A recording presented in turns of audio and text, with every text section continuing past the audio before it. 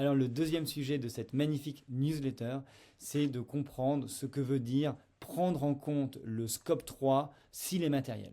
Souvent, vous avez forcément vu ça dans le NetZM, NetZIF, etc. Dans beaucoup de méthodologies, c'est écrit cette phrase. Et aussi, prenez en compte le scope 3 s'il est matériel. Mais personne n'avait vraiment expliqué jusque-là ce que ça voulait dire. Et donc là, heureusement que nos amis de la IGCC ont défini, selon eux, ce que ça voulait dire. Donc on va regarder ensemble le document qu'a publié la IGCC sur ce sujet. Donc le document s'appelle Scope 3 Emission of Investment. C'est un petit document d'une trentaine de pages. Je vous invite à le lire parce qu'il est très intéressant et moi je vais vous montrer juste deux graphiques. Le premier graphique, c'est vraiment la conclusion du rapport. C'est finalement la liste des high impact sectors, donc les secteurs les plus matériels en termes d'émissions de gaz à effet de serre.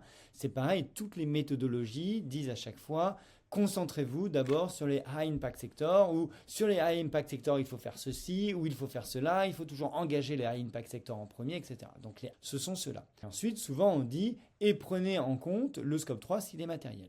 Donc là, ce qu'a fait la IGCC, c'est qu'ils ont listé les high impact sectors, et ils ont dit si oui ou non il y avait un scope 3 qui était matériel pour ce secteur. Donc par exemple, si vous prenez les compagnies aériennes, vous voyez que la IGCC considère que le scope 3 des compagnies aériennes n'est pas matériel. C'est logique parce que le carburant des compagnies aériennes, c'est dans le scope 1 et 2. En revanche, si vous prenez le secteur de l'automobile, eh bien là, le scope 3 est matériel et en particulier le poste 11 du bilan carbone qui est l'utilisation des produits. Et donc là, ça semble logique que pour le secteur automobile, l'utilisation de la voiture, c'est vraiment ça qui est matériel.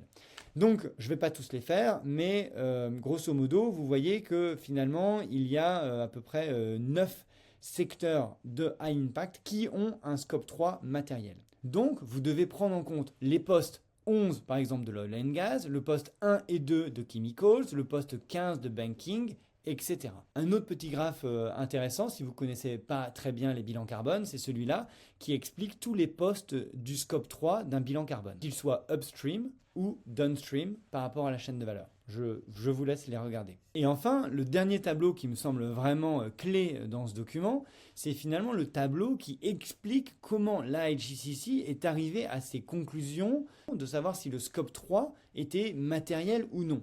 L'IGCC a repris les différentes méthodologies et a montré si dans les méthodologies, le scope 3 était considéré comme matériel pour les différents secteurs. Donc finalement, c'est un tableau qui explique comment ils sont arrivés à la conclusion que je vous ai présentée au-dessus. Je laisse Anne-Sophie conclure. Autre point intéressant sur ce document du scope 3, c'est que le scope 3 en général d'une entreprise, ça représente le risque de transition.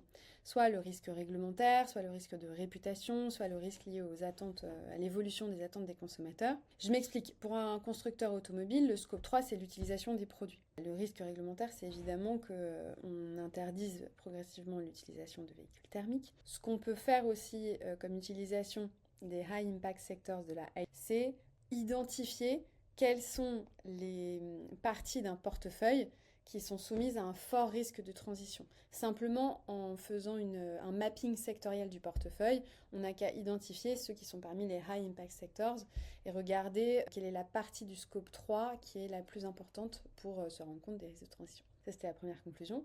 Et la deuxième conclusion qui est intéressante, c'est en matière de CSRD, puisque pour les institutions financières qui sont soumises à la CSRD, vous savez que vous devez reporter votre scope 3, donc les émissions de votre portefeuille. Et pour prioriser la collecte de données au sein du portefeuille, eh bien vous pouvez vous dire, je vais prioriser les high impact sectors. Voilà, pour conclure sur ce sujet.